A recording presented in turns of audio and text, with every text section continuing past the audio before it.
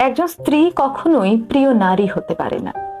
আপনি যদি বেশিরভাগ মানুষকে জিজ্ঞেস করেন আপনার জীবনের প্রিয় নারীকে, স্বভাবতই অনেকে বলবেন মা, কেউ কেউ বলবেন বোন, কেউ বলবেন মেয়ে, আবার অনেকেই বলবেন নানি, কারণ তিনি তাকে কোলে পিঠে করে মানুষ করেছেন।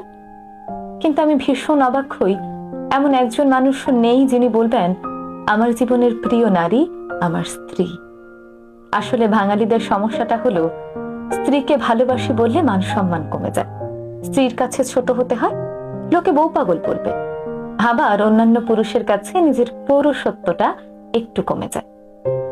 আচ্ছা, এমন একজন পুরুষও কি নেই যার অসুস্থতার সময় তার স্ত্রী হাসপাতালের বেডের পাশে নির্ঘুম রাত কাটিয়েছে, কিংবা বাবার বাড়ির বিলাসবহুল বাড়ি ছেড়ে একসাথে জীবন যুদ্ধটা করবে বলে অল্প বেতনের ছেলেটার হাত ধরে বাড়ি ছেড়েছে?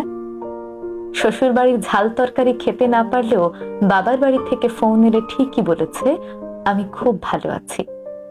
নাকি মায়ের হাতের রান্না, নিজের প্রিয় বিছানা, কিংবা ছোট থেকে বড় হয়ে ওঠা যে বাড়িতে, সেই বাড়ি ছেড়ে আসাটা এতটাই সহজ?